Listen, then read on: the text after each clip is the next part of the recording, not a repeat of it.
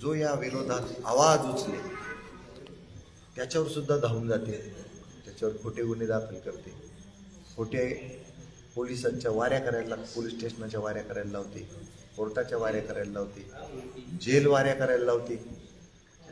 त्याच्यातनं कुठेतरी सुटतो. हा बाप आपल्या 2 लेकींना घेऊन आलेला आहे. ही एक लेकी त्याच्यातली आणि ही एक लेक झोपलेली पाहिजे.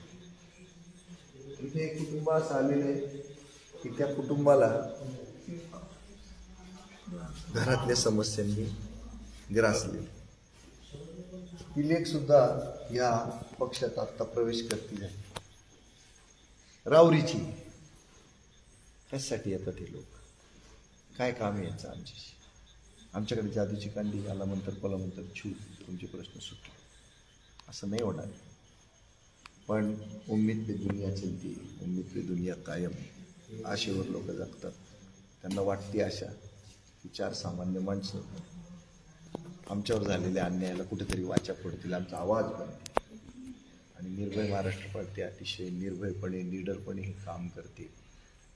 राज्यभर कोपऱ्या कोपऱ्यात ही निर्भय महाराष्ट्र पार्टी पत्रकारांच्या शिवाय, पैशाशिवाय, सत्तेशिवाय, फक्त इच्छाशक्तीच्या जोरावर, प्रामाणिकपणाच्या जोरावर, सत्याच्या जोरावर, पारदर्शकतेच्या जोरावर प्रत्येक सामान्य माणसाच्या मनात घर करते, त्याच्या मनामध्ये वास करते. काय कोण जाणे लोकांच्या मनामध्ये आशा पल्लवित झाल्यात की काहीतरी बदलेल. आम्ही कोणी स्पायडरमॅन नाही, साधी साधी माणसं आहेत. हुक मारली तर उडून जातील. साधी माणसं आहेत सगळी. हुक मारली तर उडून जातील इतकी साधी माणसं आहेत. पण ह्या साध्या साध्या पाकोळ्या, फुलपाखरं, यांच्या पंखात कुठून बळ भरलं एवढं कळत नाही आम्हाला. आज 2रा वर्धापन दिन होता निर्भय महाराष्ट्र पार्टीचा. त्या निमित्तानं महाराष्ट्राच्या कानाकोपऱ्यातल्या लोक जमलेले होते. कार्यक्रम तसा 9-10 वाजता संपला होता. अंजलीताई दमानी आल्या होत्या. काय करारी भाषण केलं त्यांनी. आज हादरून टाकला नाशिक. आणि एवढा मोठा कार्यक्रम तरी आम्ही पत्रकारांना नाही बोलवलं. तोच प्रोटोकॉल, तेच प्रोटोटाईप काम, काहीच केलं नाही. तसलं 0 बजेट पॉलिटिक्स म्हणजे 0 बजेट पॉलिटिक्स करतो. आता ज्या बंधनात आम्ही बसलेलो बघा, एवढे सगळे लोक बघा इथं आले, सगळे वास्तव्याला इथे रात्रभर. पण आमच्या कौशल्या मंगल कार्यालयाचे मालक पाटील साहेब खूप प्रेमपूर्वक आम्हाला इथं बोलवलं. तोंड भरून त्या माणसाने सांगितलं, अरे का रे तुम्ही आमचे कार्यालय का नाही घेतलं रे वर्धापन दिनाला? यावेळेला आमच्याकडनं काही चूक झाली का असं म्हटले. बरं कधी आमच्याकडनं काही चूक झाली का म्हणून तुम्ही आमचं कार्यालय नाही घेतलं? खूप डोकं खाल्लं आमचे योगेश काय असते. का मिळत असेल एवढं प्रेम आम्हाला? का करत असतील लोक मदत आम्हाला? बरं, मदत करणाऱ्यांना सुद्धा दहशत आहे या देशात. आमच्यासारख्यांना जो मदत करेल ना तो संकटात सापडतो. तर ही लोक पुढे येतात, तर ही लोक मदत करतात. काही कोडी असतात आयुष्यात, ती न उलगडणारी असतात. हे कोड पण आमच्यासाठी न उलगडणारच कोड आहे. खूप चर्चा करतोय सगळ्यांशी. कार्यक्रम 10-10:30लाच आवरलेला होता, तरी सुद्धा काल रात्री 2ला झोपलेलो आहे. तरी सुद्धा का ते हे सगळे लोक रस्त्यावर धडपड करतात. कारण आमच्या सगळ्यांचा मित्र कोण आहे? रस्ताच मित्र. आम्हाला सोल्युशन कुठं मिळतं तर रस्त्यावरच मिळतं. आम्ही आमचं मागणं मागतो तर कुठं मागतो तर रस्त्यावरच मागतो. मागणं हे रस्त्यावरच असतं. जरी खात असू आम्ही जीवनात कितीही खस्ता, त्याचा सामना करतो आम्ही हसता हसता. आणि आम्हाला आमच्या सगळ्या प्रश्नांचं सोल्युशन कोण देतो तर तो आमचा रस्ता. रस्ता रस्ता रस्ता. ह्या रस्त्यावर भेटलेले सगळे वाट सुरू आहेत, एकत्र आलेले आहेत. मला तर नीटचं प्रत्येकाचं नाव देखील माहिती नाही. या दादाचं जास्त माहितीच नाही मला. अनिल ठोंबरे त्यांची लेक आहे. तुझं काय नाव बेटा? गौरी ठोंबरे.